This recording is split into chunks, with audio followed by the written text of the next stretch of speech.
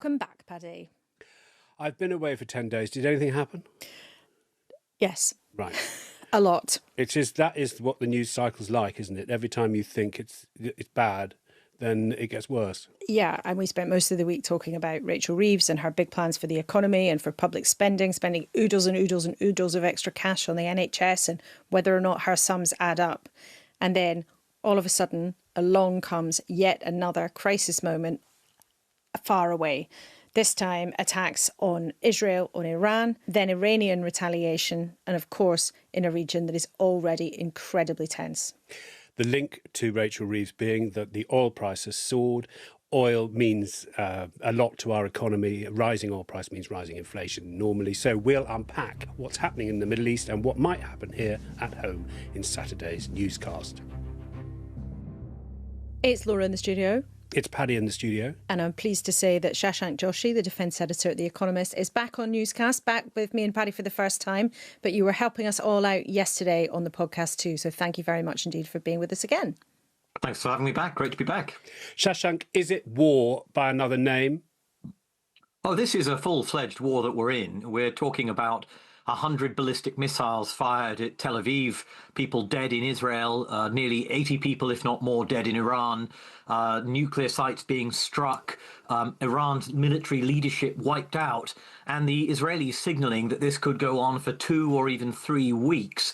So these are not just sort of pinprick airstrikes of the kind that we saw from Israel against Iran last year, or the kind we've seen from Israel against Iraq in 1981, against Syria in 2007. This is a full-fledged Israeli-Iranian war at this stage.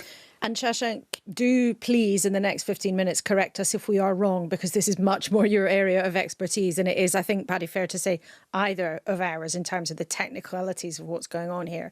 But it's always the kind of thing that's been said to me by diplomats and politicians around the margins that, well, there are all these tensions in the regions, but of course we often see proxies. The thing that would be really awful would be a direct conflict between Israel and Iran. And that is actually now what we are seeing, clear as day. Well, here's the interesting thing. For 40 years, the strategy of the Islamic Republic of Iran has been to develop an entire regional network of what some people call proxies, but they are effectively militias or armed groups.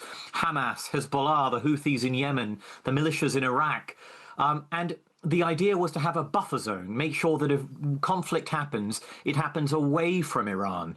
What happened on October 7th with Hamas's assault on Israel was to set in motion a chain of events that culminated in the collapse of that entire proxy network. The decimation of Hezbollah, the Hamas on its knees, the collapse of the Syrian state, and the Houthis severely weakened as well.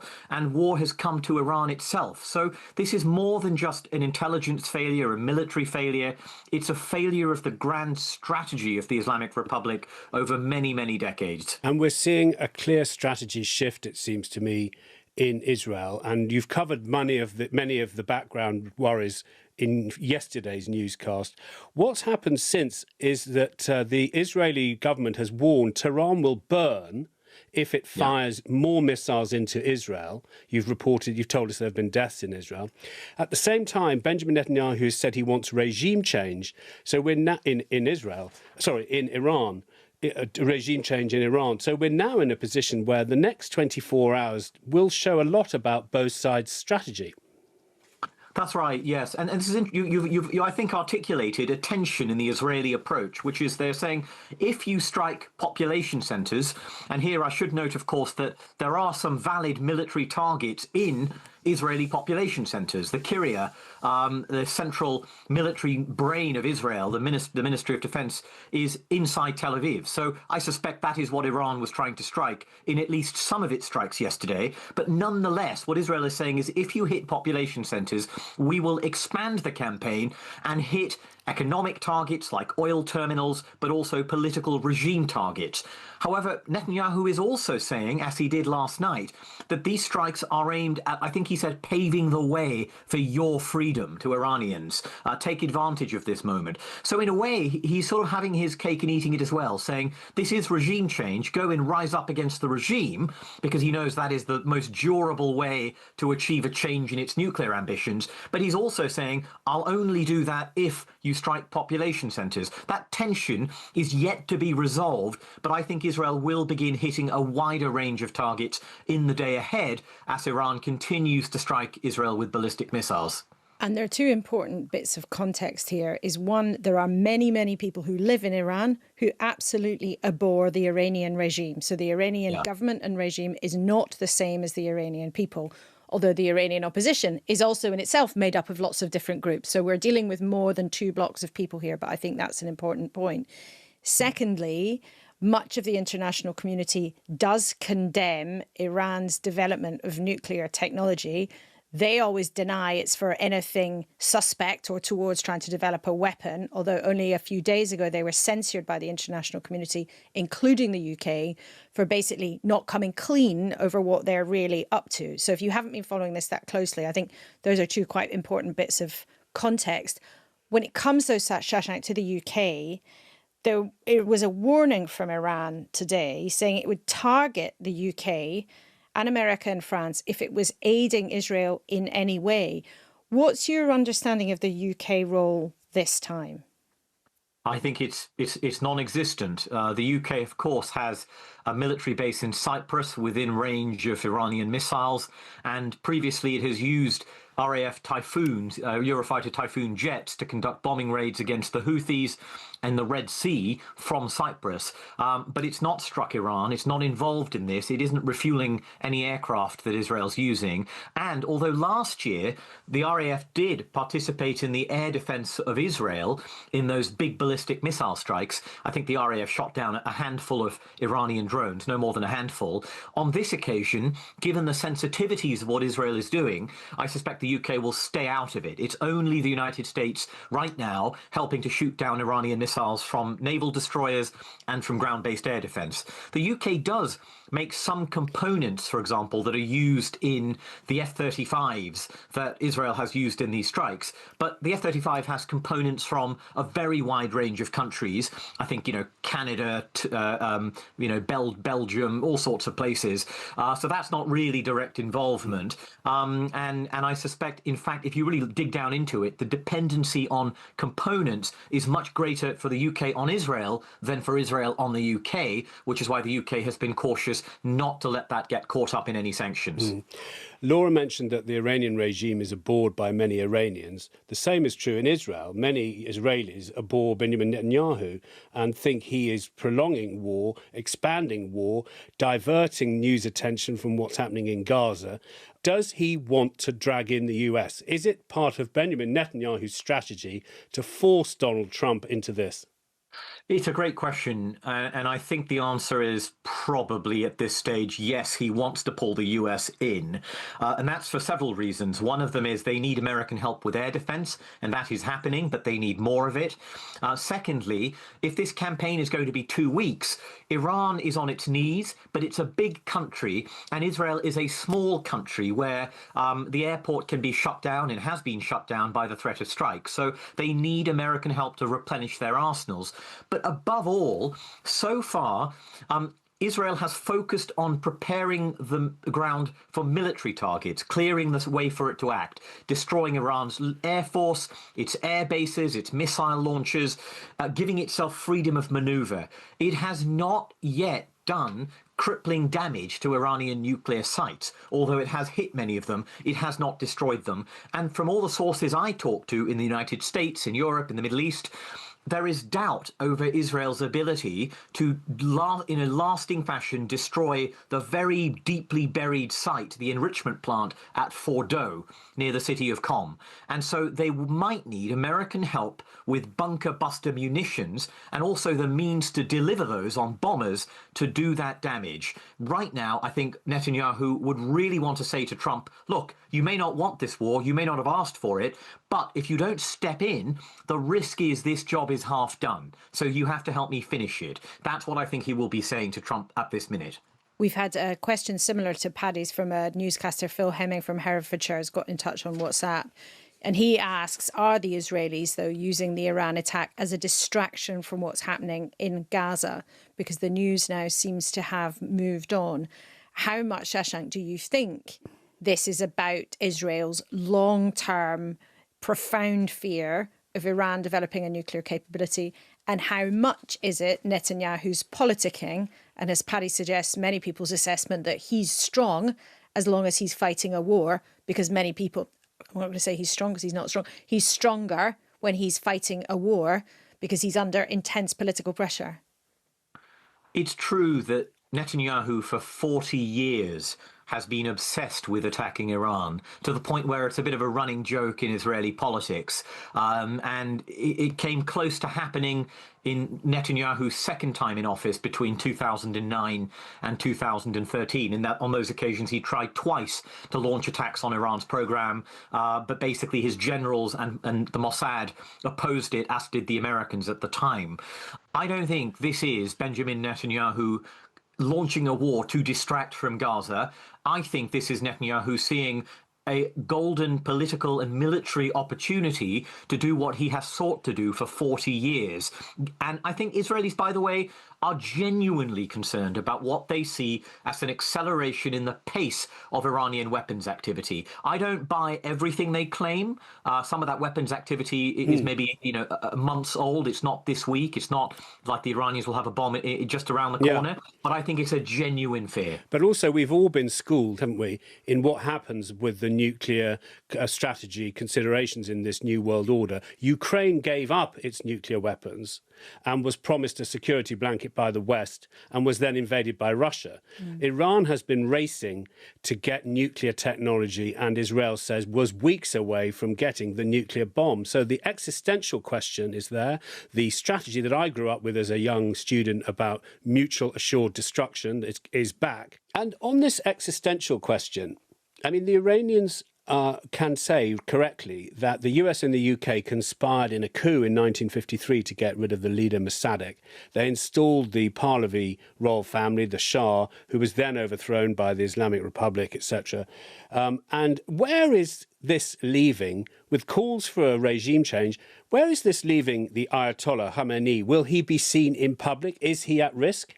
I think given the current Israeli threats, the Israeli defense minister saying Tehran will burn if you attack our cities, Netanyahu's threat of regime change, the clinical precision attacks on the top generals yesterday, I think it is unlikely Khamenei will risk coming out. I think he will fear that assassination, just like Israel assassinated Ismail Haniyeh, the leader of Hamas in Tehran, just like they assassinated Hassan Nasrallah, the leader of Hezbollah in Beirut, I think Khamenei will legitimately fear he is a target of assassination and that could basically cause total upheaval and chaos in Iran. He will be in as secure a location as they can manage. However, I think they'll be concerned Israel has clearly penetrated them inside out. So they will be looking to all possible corners from how to keep him safe, perhaps moving him from place to place.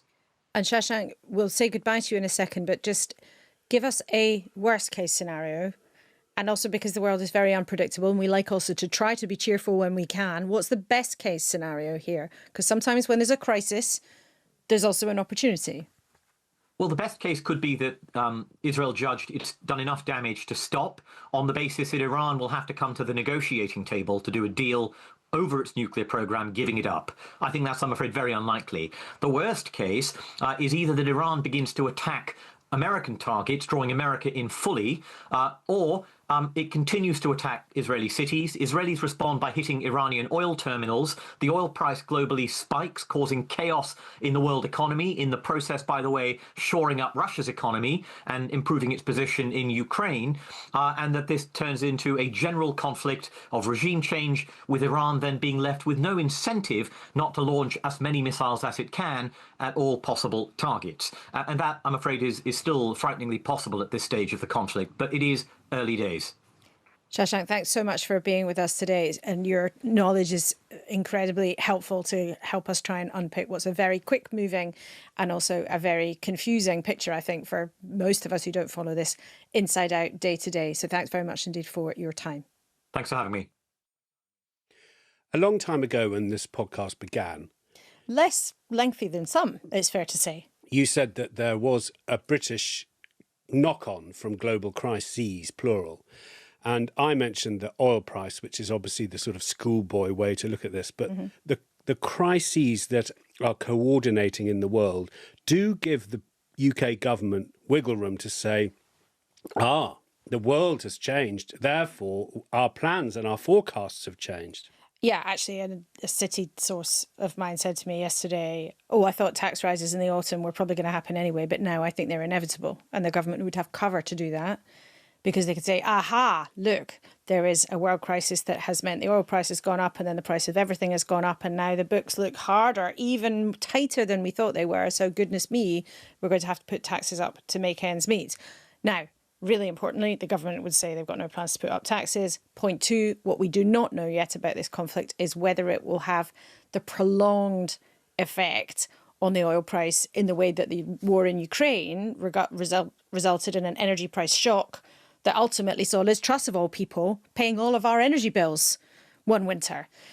However, without question, this whole situation does two things. It puts jitters into the world political and economic system, absolutely. As Keir Starmer's on his way to the G7 in Canada, world leaders have suddenly got another big thing to worry about. And it also unquestionably does make Rachel Reeves's job look harder. Business hates uncertainty. Economies don't like uncertainty. And that means that it's harder to do business, harder to make money, and harder for governments to make ends meet. That's the simple truth of it. So you've got the whole spending round outdated. And the Chancellor, who's on your programme tomorrow, is going to have to try and find a form of words that leaves all options open, isn't it, for bringing money in? I think that's right. I think that's absolutely right. And already on Thursday morning, the day after her big review, she was already doing that very careful thing that politicians do of not ruling anything out, which then leads to headlines of Reeves won't rule out tax rises, because she won't. And she almost ruled out tax rises, but then did put up national insurance, although they then claimed if you hadn't looked at the small print, well, more fool you. See where that got them into politically. I mean, I know this isn't really about me, but... Paddy, everything's really about you. I see the world entirely through that lens. The UK economy isn't really about me. But when, Henry, you and I were riffing about future options, I predicted a rise in this Parliament in income tax. You did. And I think it's time to look again at what tax she can raise, because you can't just fiddle around in the margins. If you've got to grab one of the big levers. If it's that bad, it's either that bad or it's either not that bad.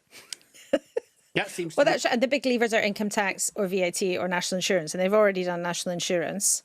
Income tax would be the other one, and we've all talked round this. But you're right. I mean, it may be if this, and let's hope that this doesn't turn into a prolonged conflict, but it is possible that this will result in the government having to do all their sums again, and it also just adds to that huge list. When you stop and think about it, this government, mighty majority though they may have, just has got this list of dreadful situations to try to contend with. They've got, big Russia v Europe conflict in lots of different ways, obviously primarily in Ukraine, but also Russia doing cyber attacks against the UK. You've then got Iran v Israel, which was a sort of big structural face-off now, which is, as Shashank was suggesting, a genuine conflict, a real war. Then you've got all the problems that this government is very happy to identify as crises at home. Housing crisis, the NHS is broken, the prisons crisis. They're quite fond of that word themselves. And then two other issues that some of my contacts were talking about to me this week that they're a bit cross that they feel the government's not really addressing, which is the size of the debt, the size of the welfare bill, because of our demographics. So debt and demographics, two big crises, some people would use that word, that this government isn't really looking at too closely. So that bounces us into the Parliament with its massive majority and its 4 years for the government. but also where's the wiggle room for the Conservatives, the Liberal Democrats, and the SNP, for instance, the other parties? The Liberal Democrats have been very plain. They want a complete halt of all arms sales to Israel by the UK.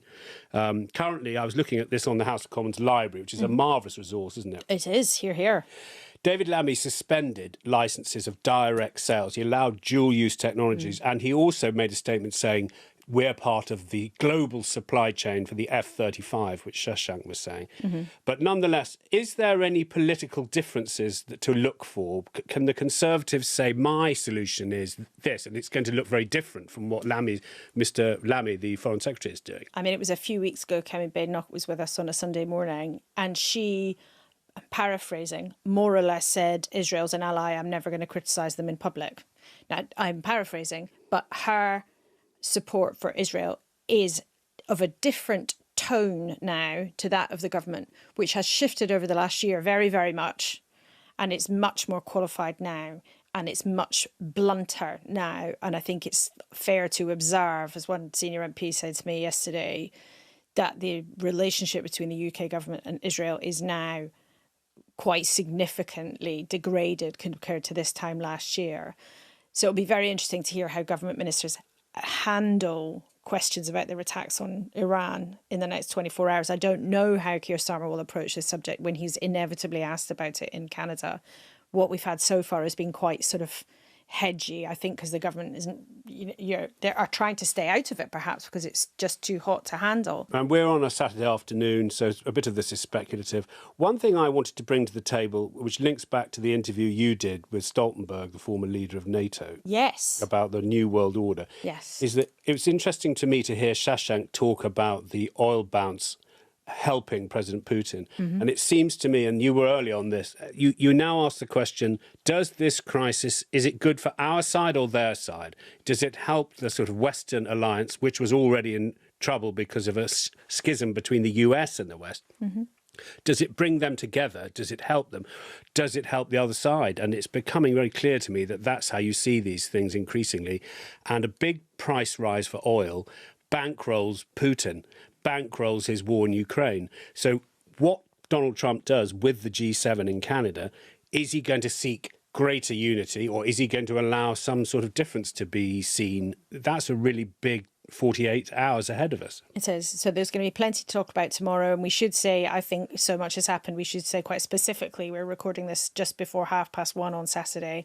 And all sorts of things could have happened even by the end of today, let alone by tomorrow when we shall be reunited. What are you doing on your programme tomorrow? Well, we are going to be live. This is a very kinetic situation. So we're not knowing. So we've got some of this unplanned, to be perfectly honest with listeners. We've left time. Lise Doucette will co-present the programme with me. And also we will bid for, moving parts at home. You were bid for moving parts. We were. Hello, is that the moving parts? We'd like you to come on our programme. Yes, well, we are in a slightly similar position. We know that we will be speaking to the Chancellor, Rachel Reeves, and the Shadow Chancellor, also Mel Stride for the Conservatives, and Christian Amanpour, news anchor and international news queen, will also be on our panel tomorrow. So that's interesting. We've both reached for news queens. Yes. You've got Christian Amanpour. I've got Lise Doucette. You just set me up for a joke there, but I'm not going to be tempted. No, I'm just thinking that when they get together, is it like, does one feel sort of the force? Oh, yeah. Yeah. Oh, yeah, absolutely. I mean, you're bowing and scraping all around. Is Christian coming in? Yes. Yeah, maybe we should try and engineer a brush past between Lise Doucette and Christian Amanpour, see what happens to the news force. Also, our listeners are interested in how we're all keeping sane. Are they? And is there space in this news cycle for anything else? I know how I keep saying this, by talking to you for half an hour on a Saturday and then talking to you for half an hour on a Sunday. Well, I mean, I think that would drive you in the other direction. But comparative, though, you see. But just it'd be interesting to know from newscasters, when in listening and watching, do you expect to see an hour of misery, doom and apocalypse? Or do you expect to see an hour of a mix of life? Because life is being led. Things are happening that are not bad. Do you include them or exclude them? That's a good question. It's a question we were asking. In fact, in the newsroom this morning, do people want hardcore information or do they also want a little bit of fun? So newscasters, I'm sure you don't all agree, but do tell us what you would like, because I know also at the moment that some people, someone I know who shall remain nameless, had messaged me last night and said, it's all too awful, I'm going to go and get drunk. So there we are. Well, enough about your editor. No, that won't be left in. Outrageous. That won't be left in. It wasn't them, but I will not say who it was. It won't be left Nor in. was it you, unusually. I can answer the question. Yeah, go on. When you said, do you want information? Yes. Yes, I do. Yes. Do I want speculation? No, I do not. So I think that the moment one feels that the line's being crossed, move on. Just tell me the thing. Give me some context. Give me some history even. But no, I don't want a bunch of people speculating for 75 hours at the moment. Thank you very much. God, doesn't that just about kill off Newscast? No, it doesn't. We have not been doing speculation. We've been doing analysis. I'm teasing. I'm teasing you. I'm teasing you. Well, it's very nice to have you back. And we shall join each other again tomorrow, and enjoy the rest of your weekend. Newscasters, this is a very fast-moving news situation, and we've done our best to bring you what's going on Saturday morning, but it may well look very different by the time we shall meet again. Thank you for listening, and goodbye. Goodbye.